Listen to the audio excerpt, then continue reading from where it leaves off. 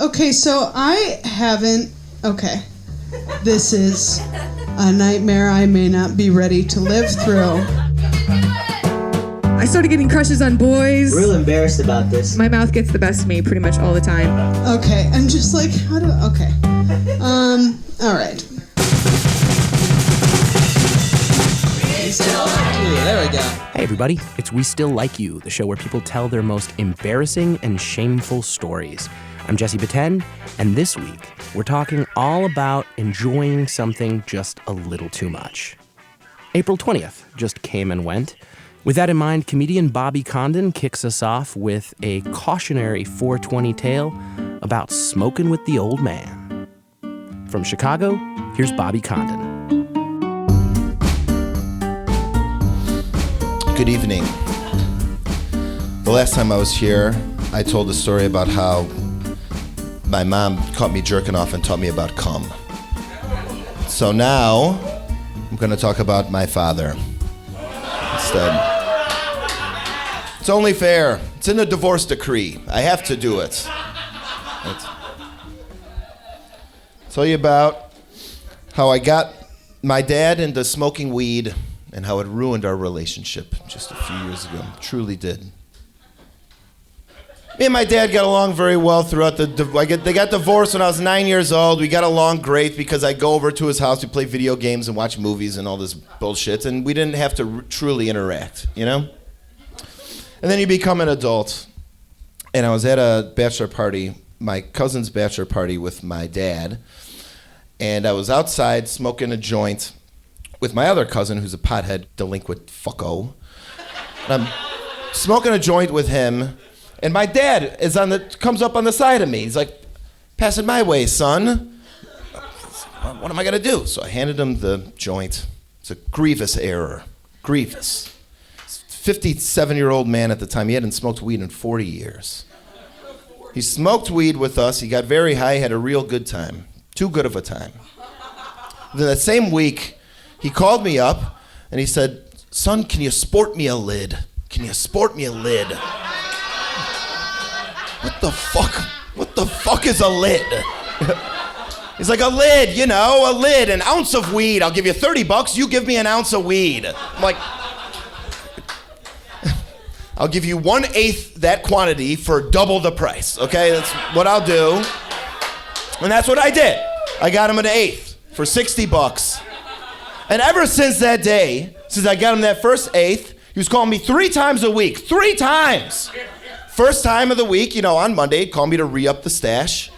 Second time, he'd call me to, you know, threaten to kill himself. And the third time, he'd call me to try to get me into Natalie Merchants. You know, it was every single week. "Give me some more weed. Live a good life. I can't go on. Did you listen to Tiger Lily when you got high like I asked you to? I'm telling you, it's better than her 10,000 Maniacs stuff." Every week. It's a big strain because, sorry I spit. It's a big strain. He lives in the suburbs, I live in the city. It's a lot of fucking work for me to call my friend, buy weed, and then drive it out to him. So finally, I sloughed him off on the delinquent, you know, my cousin, the delinquent. So I had him, you know, get him weed all the time because my cousin, he's a jackass. You know, he smokes weed all day long. He has a son that lives in Iowa. He believes in conspiracy theories. And he lives close to my dad, so it just worked out easier, you know? But then my dad started hanging out with all the time. Hung out with all the time. And started this very sad downward spiral, you know? Because my cousin is just, he's been smoking weed too much, too regularly for too long. And, you know, he thinks that 42 of the 45 presidents are reptilian humanoids descended from the constellation Draco. You know what I mean? He really does. We got into a 15-minute argument over whether or not Osama bin Laden is Barack Obama. He said he was the same person. He showed me a YouTube video to prove it. I watched the whole video. Similar ears, similar nose. That's the whole case. And so he's hanging out with my dad all the time, giving him weed and filling his mind with crazy theories. Pretty soon I find myself in my dad's trailer arguing about 9/11 theories. You know, because he thinks 9/11 is an inside job now. Of course he does. That's conspiracy 101. Right? I'm trying to tell him, like, Dad, The fucking government, how hard would it be, honestly, for 18 people to get together and hijack 3 airplanes? It's not that difficult. It can fucking happen. Or it doesn't have to be a fucking conspiracy. And what he said to me, you know what he said to me? How many YouTube videos did you watch about it, Bobby? How many YouTube videos did you watch about it? I said, it's YouTube videos, Father. He said, how many YouTube videos did you watch? He kept saying YouTube. And yes, I said trailer. He lives in a fucking trailer now. He didn't used to. I got him into smoking weed. Within 1 year, he was living in a fucking trailer. A trailer park. It's not even a trailer park, it's a themed vacation home. Jellystone National Park in Amboy, Illinois. You ever heard of Jellystone National Park? Save you the suspense, it's not a national park. Okay, it's not a national park. It's named after where Yogi Bear lives. Yogi Bear, Boo Boo Bear, and Razor Rick. And my dad. That's where he lives now. 1 year. Fucking year. I was losing him. You know, I knew that I was losing him. Losing him. And it got real rough, especially this last year. My birthday is in November. It's right by Thanksgiving. And he always fucks up around my birthday because he's an asshole, you know. But this time it was, you know, it was really, you know, we were celebrating birthday and Thanksgiving together at the same time. And he took me to 3 places. He took me to breakfast. I had to pay for more than half for breakfast. And he took me to the Hyundai dealership. Hyundai dealership for 2 hours. I had to sit there at the Hyundai dealership for 2 hours on my birthday and Thanksgiving. He was getting some work done on his car. You know what he's doing? We were sitting in the lobby area. He was sitting on the fucking courtesy computer the entire time, looking up pot strains on the internet. Pot strains in the Hyundai dealership. Like, Dad, we're surrounded by old people. They're trying to watch Mike and Molly. He's like, it's perfectly legal.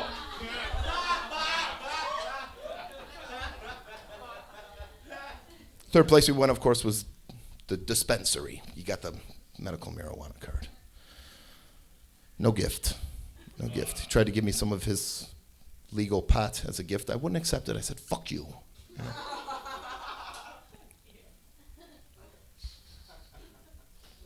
Losing him. You know? And then the inevitable happened. It finally happened. And forgive me for the disorganization. This all happened this was last week. This was 3 days ago. The inevitability finally happened. We got into an argument over stolen stereo equipment. Tried to trade me a used grill for some stolen stereo equipment. I balked at the deal. I didn't want to do the deal. And he dumped me over Facebook Messenger. That's what happened. Dad broke up with me over Facebook Messenger. Over stereo equipment. It was stolen stereo equipment.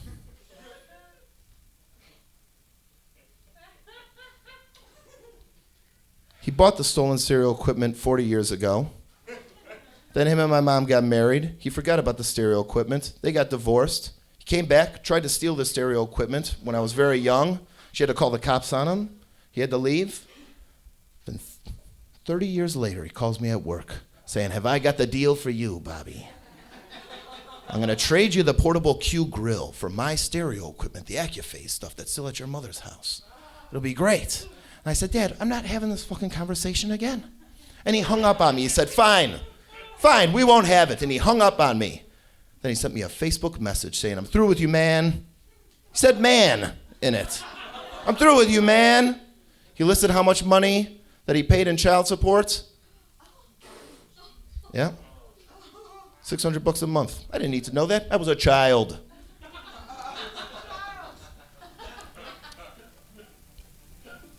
And now I have no daddy. Yeah, that's it. It's the whole story. Thank you.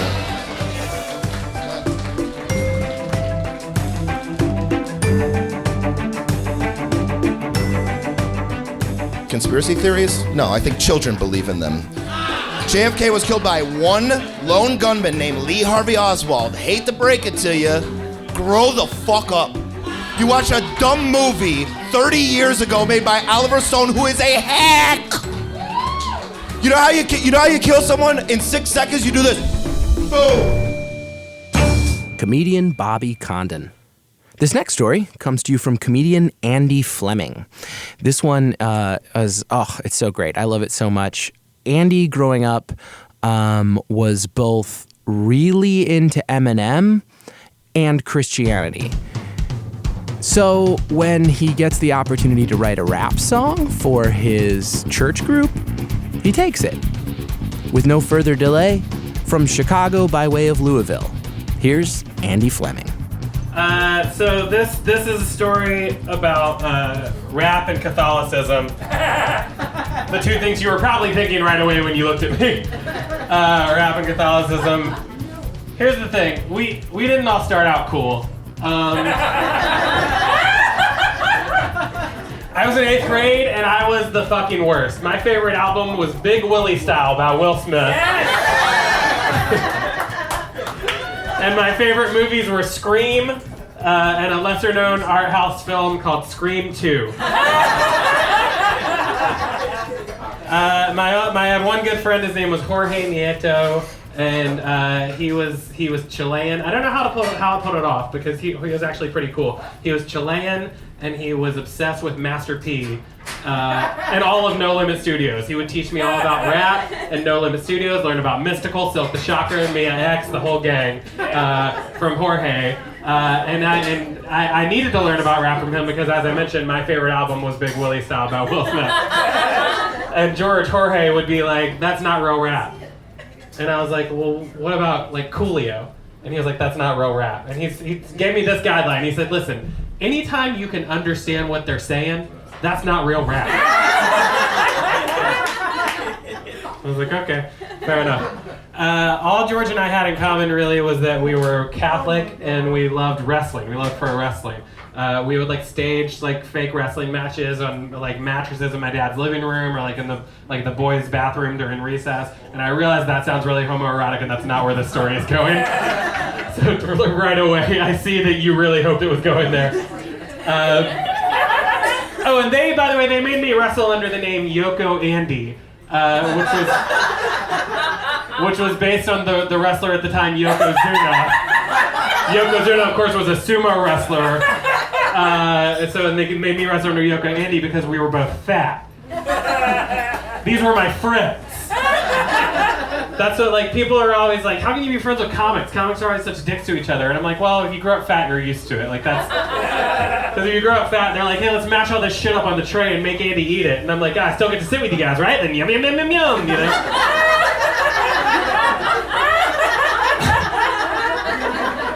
So when 9th grade hit, George and I were both sent to the same all-boys Catholic school. That's right, we were Catholic boys, Dave. We don't all grow up to be Republicans.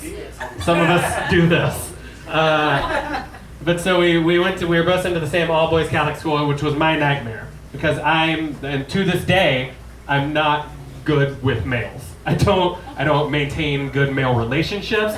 I don't know how to talk to men. I don't know what they want. I don't trust them. And God help me if they talk about sports. So I was a fat kid who talked gay, and still do, I guess. I've been told, my girlfriend just told me that I have she calls it a lilting S, where I hang onto my S's too long. I didn't know this. I went 32 years of my life without knowing this, and she told me because I ordered cheese sticks in front of her. And she lost her fucking shit.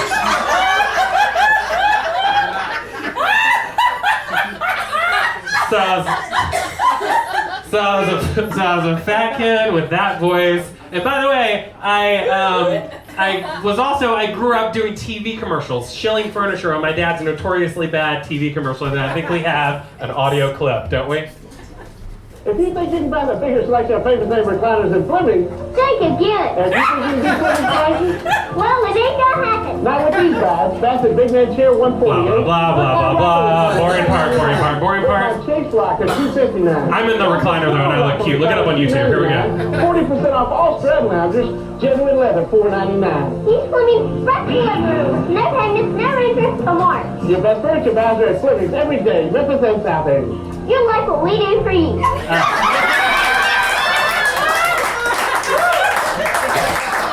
I don't know where that accent went. Like, no payments, no interest till March. Like, why am I handling the business? You know what I mean?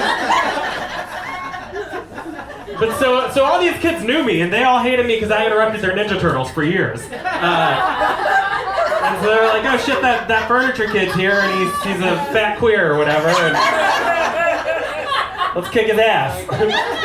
Like, hey Fleming, I got an express delivery for you, my foot to your ass.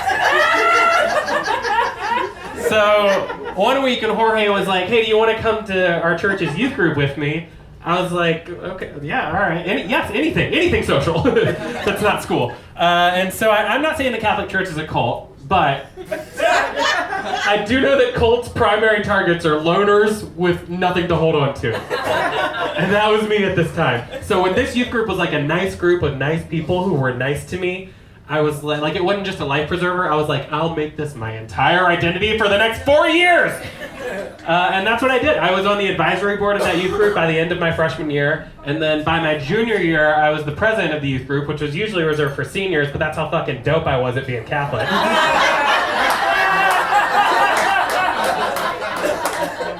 So, and then also my junior and senior year, I worked with this retreat program, a Catholic retreat program for high schoolers called Search.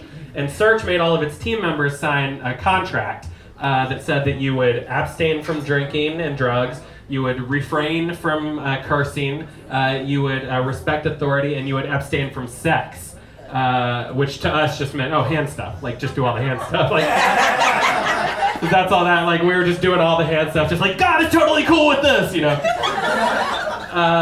And so but then I remember like my co-director, one of my other co-directors, Jen, she had sex with her boyfriend. We all found out about it. We had to have a meeting with the adults to decide whether or not Jen could keep being on the team. Which is like, that's so fucking horrible looking back at it, because that is losing your virginity is such a tough decision. And your worst nightmare when you're thinking about it is, I sure hope all my friends don't have to have a fucking meeting about this. I hope all my jackass friends don't have to get together and be like, oh, Jen fucked Travis, what are we gonna do about this? All right, hang on, let's see.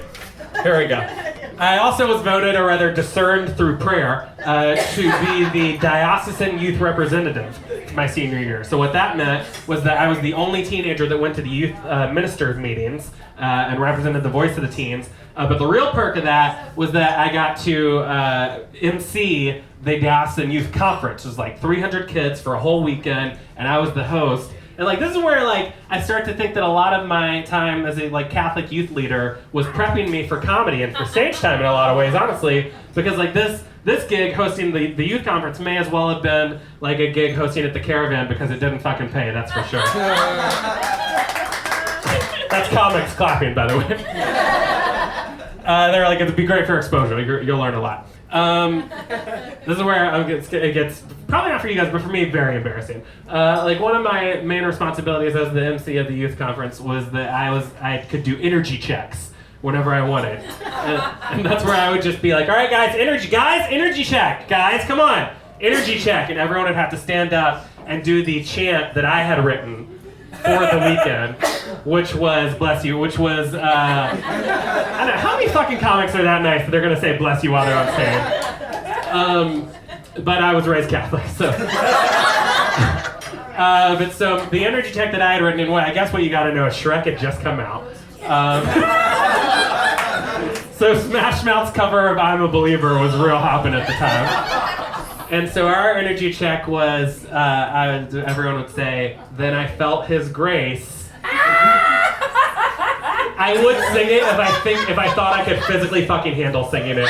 But it's, then I felt his grace, now I'm a believer, not a trace of doubt in my mind. I'm in love. I'm a believer. I couldn't leave him if I tried. Talking about God, and it doesn't even rhyme anymore.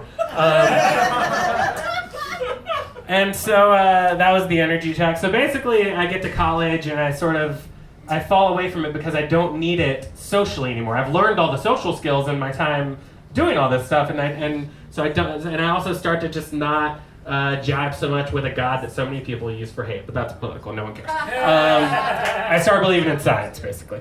I do want to say though that even through all that time, like even when I was all in and spouting all the Catholic catchphrases, I still saw the cracks. Like I was like, yes, let go and let God, but gay people are cool though, right? Like I was like, yes, God is love, but like I think if you're gonna be a shitty parent, you should get an abortion. I think.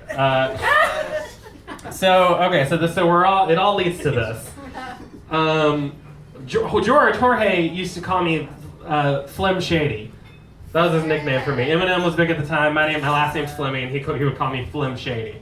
And I took this to its most horrible conclusion and wrote a Christian rap song.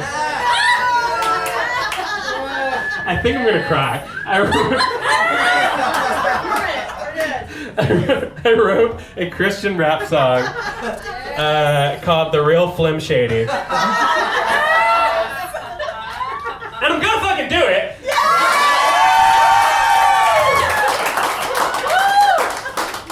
We're gonna do as much of it as I can remember. This is the most embarrassing thing I've ever done. Not just on stage, I'm gonna say anywhere. So whenever you're ready, just drop that beat and we're just gonna do it. Can I have your attention, please? Will the real Flim Shady please stand up? Will the real Flim Shady please stand up? Oh God, we're gonna have a problem here. No, like I've never seen a Catholic before. Jaws out of the floor like Pope John Paul just burst through the door and started preaching the word worse than before they allowed divorce. And I sold furniture. It's the return of the no way, you're kidding. He didn't just quote John 3:16, did he? And St. Paul said, nothing you idiot, St. Paul's dead, but he's not in my basement. Atheist women love anti-Flim. Ticka Flim Shady. I'm sick of him. Look at him walking around preaching the you know what, talking about you know who. Yeah, but he's so cute though. Yeah, I probably got a couple of cruises in my bedroom, but no worse than what's going on in your parents' rec room. Sometimes y'all just want to be the stupidest like Judas is, but can't, cause that's how Judas ended up in unnews. The word is on your heart, the word is on your lips, and that's the reason the priest gives it a little kiss. And this is the message we should deliver to little kids and expect them all to know what the catechism is. Of course they're gonna know who St. Mark is by the time they reach 4th grade. They got veggie tails, don't they? Alright, here we go. But if we can all be practical and radical, it's palpable. Some of y'all are finding me laughable, but if you feel like I got the antidote, I got a golden garden hose, I got the chorus, and it goes, I'm Flim Shady, yes, I'm the real Flim Shady, I just did this part. Rip Shady, please stand up. Please stand. Everybody do it. Here's mine. I'm Flim Shady, yes, I'm the real Shady. All you other Flim Shadys are just imitating, so won't the real Flim Shady please stand up? Please stand up. Please stand up. Thank you very much. Thanks.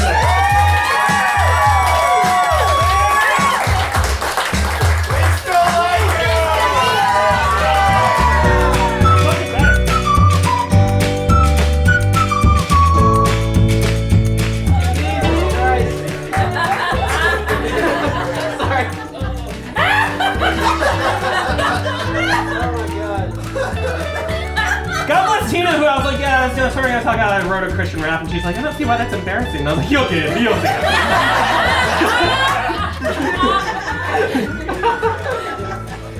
I think maybe my favorite part was the casual couple cruises in my bedroom. Short for crucifixes. Couple cruises in my bedroom, but no worse than what's going on in your parents' rec room. There's a couple of casual dudes dying on a cross. Yeah. So this is the Q&A section. So does anyone have any questions? Yeah. Kent? Yeah. How was the rap received? All right, so when I hosted the Austin Youth Conference, I asked Catherine Mensai, who was the sort of the head of youth ministry for the whole diocese.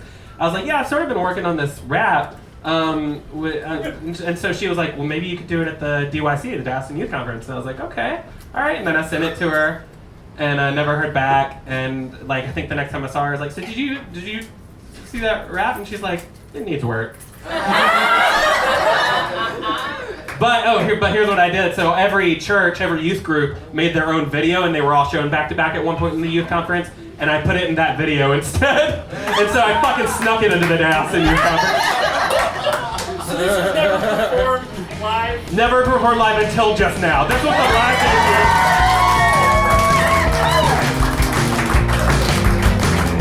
Wow. You never believe me when I tell you things are special. This is special. You never believe me. I am shaking.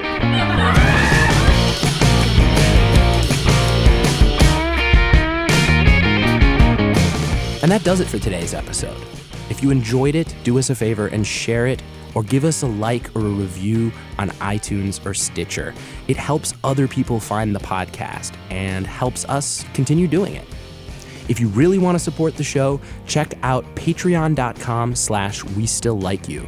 A small donation every month will get you access to some really cool stuff and help us keep putting out episodes. The next We Still Like You live show is May 5th in Chicago. Tickets are available now, so feel free to go to our website or to Facebook, and you'll find the Eventbrite link. We'll be back with a new episode real soon. In the meantime, I'm Jesse Batend. Thank you for listening.